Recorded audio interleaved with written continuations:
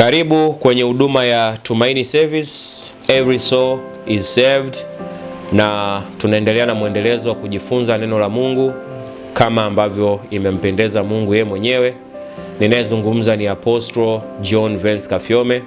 Ninapenda kukaribisha kwenye somo la leo pia, ambapo Mungu anataka tujifunze neno lake. Anasema tujiepushe na vikao vya ubatili. Tujiepushe na vikao vya ubatili. Sio kila mikusanyiko, sio kila namna tunavyokaa, sio kila namna tunavyozungumza inampendeza Mungu. Nyakati zingine Mungu hakubaliani kabisa na namna tunavyozungumza, namna tunavyokaa, namna tunavyopeleka mawazo yetu kutoka kwa mtu mmoja kwenda kwa mtu mwingine.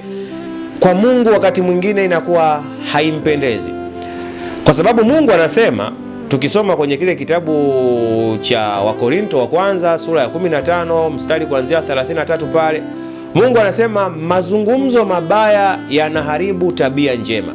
Na hiyo iko wazi. Wakati mwingine kusema kwetu kunatokana na tunavyofikiria. Kwa hiyo zile fikra zetu hasi zinasababisha maneno yetu pia yawe hasi.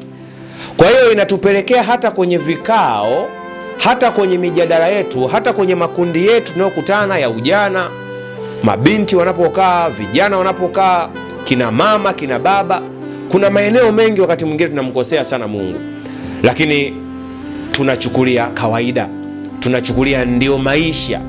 Sasa Mungu ametuonya sana kwenye hilo eneo kupitia Zaburi ya kwanza, ule mstari wa kwanza. Neno la Mungu linasema, heri mtu yule asiyekwenda katika shauri la wasio haki, wala hakusimama katika njia ya wakosaji, wala hakuketi barazani pa wenye mizaa. Tumekuwa na mizaa mingi, tumekuwa na mazingira mengi hatarishi katika vinywa vyetu, katika mazungumzo yetu, ambao kiuhalisia Mungu wetu wa mbinguni anatuonya kwamba yako mabaraza mnaketi ni mabaraza yenye mizaa. Mabaraza yana masengenyo, mabaraza yana matusi, mabaraza yana kufuru juu ya Mungu, mabaraza yanaleta mizaa sana kwenye mazingira ambayo ya neno la Mungu. Watu neno la Mungu wanalikejeli. Kwa Mungu anazungumza hapo, na amesema tena tunaposoma kwenye kitabu cha Kumbukumbu la Torati, anazungumza pale hasa watu ambao sasa wanatengeneza mabaraza kwa habari ya kuwazungumza watu wengine, kwa habari ya kuwanena watu wengine vibaya, kwa habari ya kuwasengenya watu wengine. Mungu anasema kwenye Kumbukumbu la Torati ile sura ya 28 kuanzia mstari wa 7, Bwana atawafanya adui zako wainukao juu yako kupigwa mbele yako. Watakutokea kwa njia moja, lakini watakimbia mbele yako njia 7. Kwa hiyo ukiwa mtu ambaye umezoea kukaa kwenye mabaraza mawili matatu ya kuwanena watu wengine kinyume na mapenzi ya Mungu, Mungu anasema hilo baraza nitalivunja, hicho kikao nitakisambaratisha mara 7. Kwa hiyo wakati mwingine unaweza ukawa unaona kwamba mbona baadhi ya mambo yangu yanashindwa kwenda, lakini Mungu anakuambia tazama mabaraza yako, tazama vikao vyako, tazama watu ambao mnazungumza nao kwa habari ya mtu mwingine.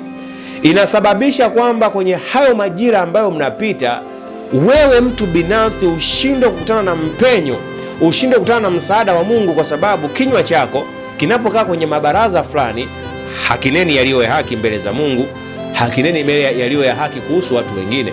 Mungu anasema pia usihukumu, usije ukahukumiwa. Vinywa vyetu vinahukumu sana juu ya watu wa Mungu, watu mbalimbali kwenye kazi zetu, kwenye shughuli zetu, kwenye familia zetu, kwenye ndoa zetu. Kwa hiyo ushauri wangu wa leo, neno ambalo Mungu ameliachilia juu yako mpendwa, ni kwamba jiangalie sana juu ya mabaraza, jiangalie sana juu ya vikao, jiangalie sana juu ya mikutano ya mazungumzo ambayo unakaa na watu wengine. Si vyote vinampendeza Mungu, mengine ni ya ubatili, na Mungu yuko tayari kuyasambaratisha. Na anapoyasambaratisha, manake wewe unayeshiriki uwe na uhakika hautobaki kuwa salama. Kwa hiyo huo ni ushauri wa siku ya leo, na neno la Mungu liendelee kukulinda na kukutunza, liendelee kukusaidia na kukukuza kadiri ambavyo unaendelea kutufuatilia kwenye channel zetu mbalimbali kwenye mitandao ya kijamii. Tuko YouTube pia, na Mungu aendelee kukubariki hasa wewe ambaye unakuwa unatuma shuhuda zako kwenye namba zetu za simu, wewe ambaye pia unaachilia sadaka zako kwa ajili ya kufanya injili hii endelee kuwafikia watu mbalimbali.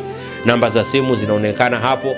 Mungu akubariki sana, kwa jina la Yesu Kristo wa Nazareti, mwana wa Mungu uliye hai. Amen.